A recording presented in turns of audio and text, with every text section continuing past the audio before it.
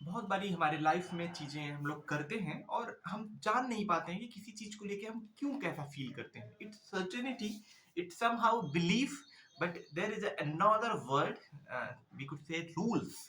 तो rules basically हमारे life के वो जज एंड ज्यूरी के संविधान हैं जो हमारे नियम्स के ऑलमोस्ट डिसीजंस को लेते हैं। हाँ, ये सच है, हमारे दिमाग में एक जज और ज्यूरी टाइप का डिसीजन होता है। जज का काम है कि रूल्स को यूज़ करके डिसीजन देना और ज्यूरी उसका उसमें सपोर्ट करती है। अब रूल्स आपने क्या बनाए हैं ये ऑलमोस्ट आप पे होता है, लेकिन मोस्ट ऑफ द केस ये रूल्स हम सब कॉन्शियसली बना लेते हैं। तो इससे होता क्या है कि हम खुद नहीं समझ पाते हैं कि एग्जैक्टली हम कोई डिसीजन क्यों ले रहे हैं। जैसे इस चीज को एक्सप्लेन करने के लिए एक बहुत ही प्रॉपर कहानी है एक क्रिश्चियन की। क्रिश्चियन की बेटी एक दिन कृष्ण के पास आती है कि बोलती है, पापा सब चीजें बहुत ही खराब हुई हैं, बहुत ही बिगड़ी हुई हैं, ये परफेक्ट नहीं है। अब कृष्ण के लिए तो सरप्राइज वाली बात थी, तो उसने उससे पूछा कि बेटा परफेक्ट कैसे बनाएं। बाय द वे ये सबसे बेस्ट तरीका होता है अगर आपको किसी के रूल्स को समझना है कि वो किसी चीज को लेके कैसे रूल्स रखता है, तो आप उससे ये क्वेश्चन पूछो कि आप क्या सोचते हो परफेक्ट होने के लिए क्या जरूरत है। Anyway back to our story. तो वो बोलता है कि अच्छा ठीक है बेटा, तुम्हें कैसे लगता है कि ये टेबल कैसे परफेक्ट हो सकती है। तो उसकी बेटी ने सारी किताबों को पेंसिल पेन और जितनी भी चीजें टेबल पे थी उसे एकदम परफेक्ट वे में रख दिया। तो फिर से क्रिश्चियन ने पूछा कि ओके, अगर मैं इस किताब को बस कुछ इंचेस खसका दूं तो क्या अब ये परफेक्ट नहीं है। वो तो एकदम से क्यूरियोसिटी से और बहुत इनोसेंटली उन्हें बोला कि पापा ये तो परफेक्ट है ही नहीं ना, तो ये बेकार हो गया। उसने कहा ओके, तो अगर मैं इस पेंसिल को थोड़े से कुछ इंचेस पीछे आगे कर दूं तो क्या ये अभी परफेक्ट है या ये बेकार हो गया। अगेन उसने अपनी इनोसेंस से कहा कि ये बेकार हो गया।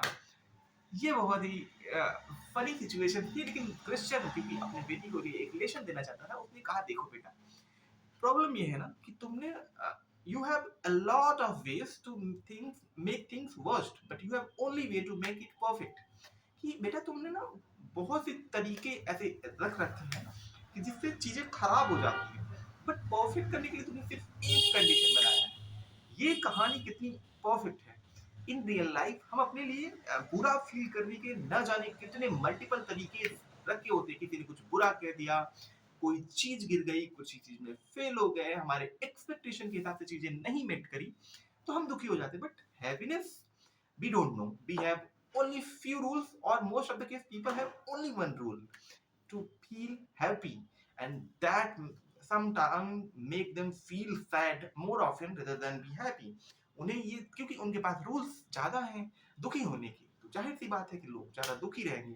इसकी एक दूसरी कहानी भी है कि एक दिन एक इंसान आता है मेरे सेमिनार में और मुझसे बोलता है कि ये पता मेरी लाइफ ना परफेक्ट नहीं चल रही है। मैंने उससे पूछा कि ओके परफेक्ट होने के लिए क्या होना चाहिए। अगेन उसने जो बताया वो सच में शॉकिंग था। उसके हिसाब से परफेक्ट होने के लिए 5 लाख रुपए की मंथली इनकम होनी चाहिए और उसकी इनकम अभी सिर्फ 3 लाख थी। जबकि उसे फाइनली मिलता था इंसेंटिव भी, लेकिन वो काउंट नहीं होता था क्योंकि उसके रूल में अगर वो 5 लाख रुपए नहीं कमाएगा तो उसकी लाइफ नहीं सही है। और मैंने पूछा ओके, तो और भी क्या रोल हो सकते हैं। उसको ये था कि उसका बॉडी फैट सिर्फ 9% होना चाहिए। और मैंने उसे पूछा कि अभी आपका बॉडी फैट कितना है। 8%। I was shocked because 80% of people who are doing exercise, not ordinary people, didn't have that mass didn't have that body fat percentage. So basically वो आदमी अच्छा था, लेकिन वो एकदम प्राइम पे जो उसने अपने एग्जाम्पल सेट रख रखे थे वहां के लिए वो इतना रिजिड हो गया था, इतना रिजिड हो गया था कि उसको मोर ऑफन एक फेलियर की ही फीलिंग आती थी।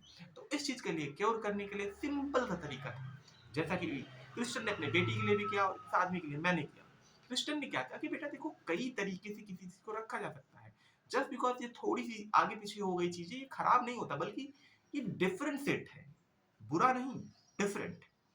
इस बात को बच्ची के घर में दिमाग में बैठ गया और ताउम शायद उसके लिए चीजें आसान होगी, हैप्पी होना ज्यादा आसान होगा। और इस पर्सन के लिए मैंने समझाया कि भाई देखो तुम अभी भी एक एक फ्लो के बीच में हो। तुम बहुत से कह लो ज्यादातर लोगों से अच्छे कंडीशन में हो, बट कुछ लोगों से कम हो। You don't need to be stuck with the fix rule. अगर आप अपने रूल को इतना रिजिड बना दोगे तो आप खुद सोच के देखो ना कि आप तो हमेशा दुखी ही रहोगे, क्योंकि कुछ ना कुछ रूल्स आपके होंगे जो डेली लाइफ में रोज टूटते रहेंगे। तो आपको अपनी आइडेंटिटी इन सब चीजों से हट के थोड़े और चीजों के लिए फ्लेक्सिबल होना है। आपको प्रोग्रेस देखना है, ना कि रिजल्ट पे स्टक हो जाना है। होपफुली ये चीज रूल्स के रिगार्डिंग आपको एक इंटरेस्टिंग पर्सपेक्टिव देगा। आपका क्या पर्सपेक्टिव है, comment me on the section.